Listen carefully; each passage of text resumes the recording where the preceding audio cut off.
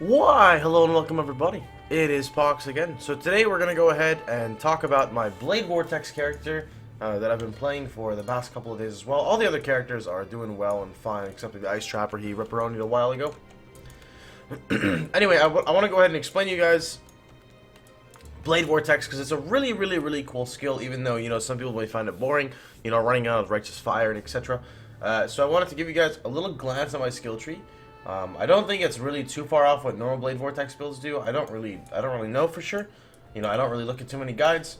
But I will tell you guys my reasoning for going Scion, and I'll explain that here in a second. So first off, one of the reasons is you can branch the mana nodes, and it's okay because I will be going Mind Over Matter with my build eventually.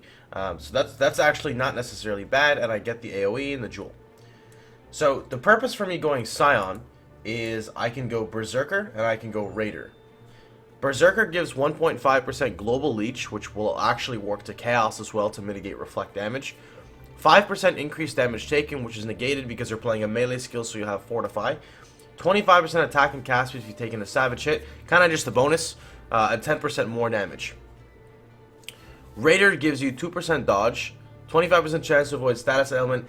The avoiding status element is not necessarily like insane or anything, but when you're playing a melee character and you're constantly getting hit by, you know, just spells in general, you have a chance to roll against like a freeze, shock, or ignite, which I thought was pretty cool. 10% chance to gain frenzy charge on kill. This is 100% uptime on charges, and you have onslaught while in full frenzy charges. So basically, this node is permanent onslaught and free frenzy charges. So I was like, all right, hell, let's do it. So my links as of right now are, I don't know if they're optimal or not. I still gotta play around with them. We've got Control Destruction, Increased Crit, Blade Vortex, Ink AoE, Added Fire, on a Pledge of Hands. The reasoning for me going Pledge of Hands is I don't get too much cast speed from my tree. Pledge gives me a level 30 Spelletro, so that was really cool. It's also pretty much one extra link up. I have 154% spell damage on it. I think it goes from 120 to 160, so I got pretty nice there. And by going Pledge of Hands, I can go ahead and get Essence Worm. I'm gonna Google it for you guys and explain you what it is, because it's a really cool ring, and this is an awesome synergy that I found out. So essentially, your core auras is gonna be like Hatred and a Blasphemy. That's it, right? Hatred and Blasphemy. The Blasphemy, you know, creates the aura of the curse around you, and Hatred is your deeps. Well, Essence Worm gives you +2 to level of Socketed Aura Gem. Socketed Gems reserve no mana, 40% increased mana reservation. So basically, if you're running Essence Worm, you don't really want to put anything on your mana. Maybe like a Clarity or something, because it's gonna hit it really hard. So I thought to myself, well, what would be the purpose of doing this? Well, if I take off Hatred, okay, and I put Hatred inside an Essence Worm, then I'm sacrificing a ring. So I could take off a ring right now. My Resistor's still cool, and I lose about 200 effective life. Like 150, 170 effective life, right? My Resistor's still good. But I still have mana reserved. And I was like, well, how do I get rid of the mana reserved? Well, what if you run a power charge on... Well, not a power charge on crit, but necessarily... What if you run a Curse on Hit, Blade Vortex? So I was going to do Curse on Hit, Blade Vortex, Curse. But I was like, but I want to use a defensive curse. Because, you know, when you're running high-end maps, this character doesn't really have any source of mitigation. It's just Vol Pact and high effective life. And, you know, I'll use, like, a Coil later on and Taste of Hate. So I was like, well, where do I get my actual mitigation from until I get to that point?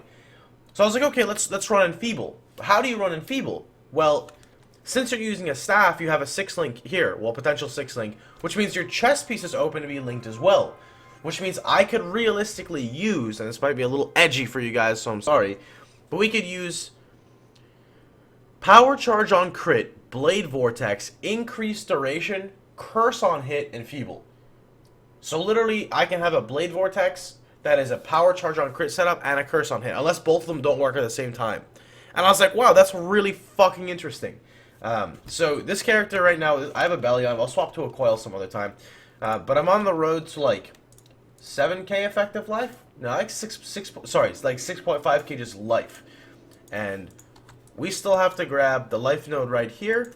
And then I've got the whole entire Scion life field to grab as well, which is quite a bit of life. And then I've got 1 point here for Mind Over Matter, and then we're going to grab Deep Thoughts as well.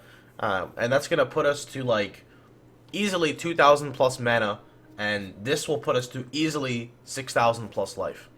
So I was like, wow, this is gonna be really cool. I got some scaling to do on my character. So my effective life is there on the character, and I was really happy for that.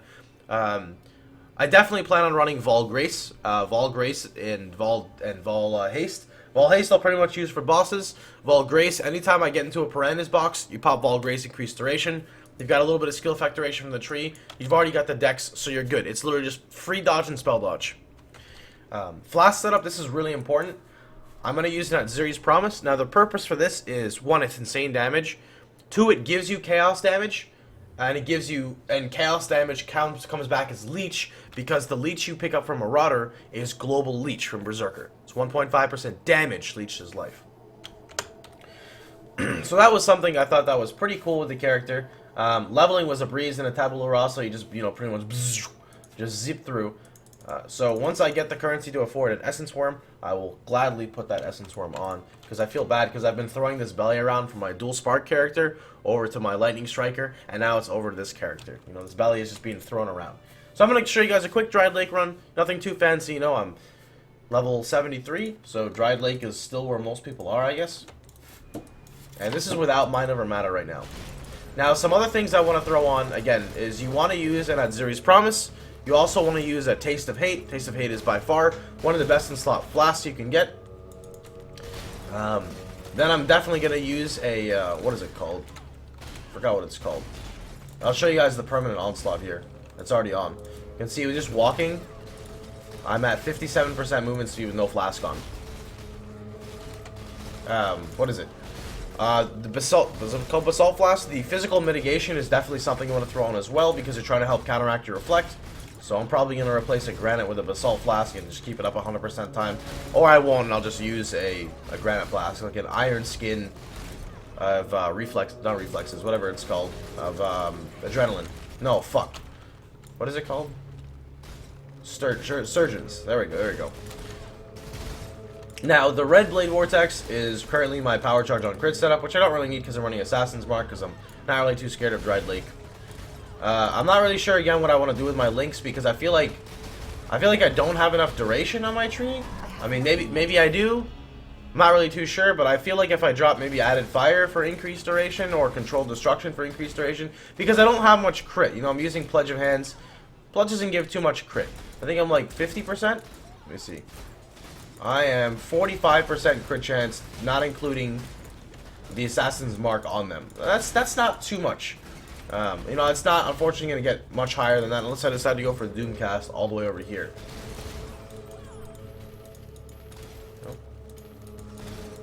Now, one other thing I thought is, you're not running Whirling Blades with this setup, so you might have to be a little careful. But that's okay, because you know why? Boys, you can Leap Slam with a Pledge of Hands. And Leap Slam is actually not bad, because we've got 4 Frenzy Charges for attack speed, unless it scales purely off the weapon. But we've got, 5 Frenzy Charges for attack speed.